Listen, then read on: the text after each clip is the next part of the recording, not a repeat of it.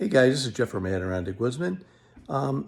Last video I had, I was talking about what I was doing this winter in the cold when it's snowing outside. It's actually snowing out there today. You probably can't see through the window, but we're getting more snow today.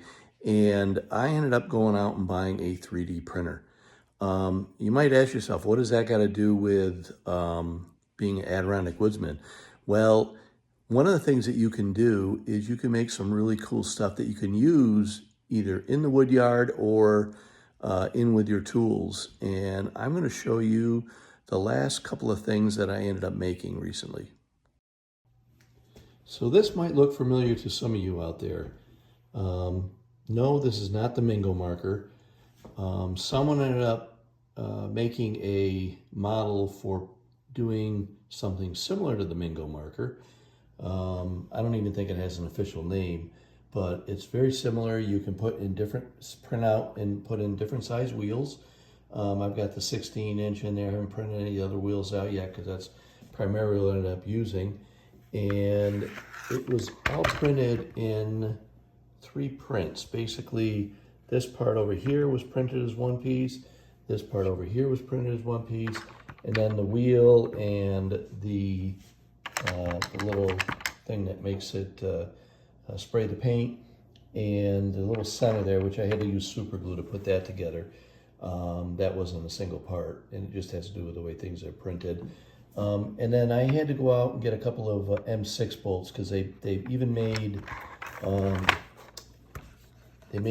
insets for the nuts to captivate the nuts, and it's a 6mm bolt and 6mm nut. And then here I did the same thing. I got to tighten it up a little bit. You can't over tighten it because this will end up pinching and making the wheel not want to spin. But I got a nylon nut for the end there so that once I get it to where I want it, it's not going to come apart. So yeah, so this is we're going to give this a try. And once again, other than that, it looks very similar to the Mingo marker. And yeah, looking forward to use this in the wood yard. See how it works. The other thing I ended up doing was I am both a Ryobi. I started as a Ryobi person and then switched over some of my stuff to Milwaukee, but I've got a combination of both. But even for my Ryobi stuff, I've got a bunch of batteries that I like to be able to put into the pack out.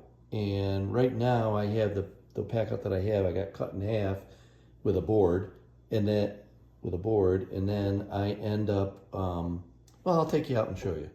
So I was using this medium-sized pack out to store my Ryobi batteries when I want to throw them in the car and take them with me up to camp. And I just had them all in here, you know, basically sitting on foam, and I had some more foam in the back there, and I'd have them kind of in a row. The problem is if you take 1 or 2 batteries out and you're using them on some equipment, then the batteries kind of just want to slide around and flop and fall and all that. So what I wanted to do, and nobody had one out there, pull this out, is I wanted to build something like that. And I found something online that I could print out that had a big handle. I took the handle off in a CAD software, and I ended up having to shorten the length that way and then from side to side in order to get it to fit. But now I can slide my batteries in and have a nice, you know, snug fit. And I may even make another one. I won't be able to fit 2 of these in here, but I can make a smaller version to go on the end. We'll see. But that way, you know, now I got something nice and sturdy in there. And that was all made out of 3D filament. So it took a little while to print, but came out good. What I did in order to try to avoid having to waste all the money on the filament to start out, I initially just printed the bottom 5 layers. There's, I don't know, 600-700 layers of filament that kind of builds on the way up, and came out to see if it would fit. and I was off by a little bit, printed a second one, just the first 5 layers.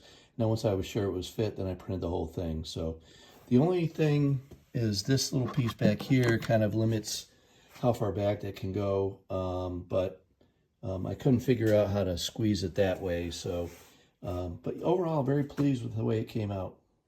So yeah, that's what I've been up to. Just having fun with that 3D printer, trying to think. Someone told me that now I'm just looking for problems to solve. So anyways, so far I'm having fun with it. And once again, this will not turn into the 3D printing channel, but I tell you what, it is addictive out there. So let me know what you think of both of those solutions. And we'll get some videos this summer of me printing or painting some logs before we end up bucking them up. So hope you all have a great day today. Take care.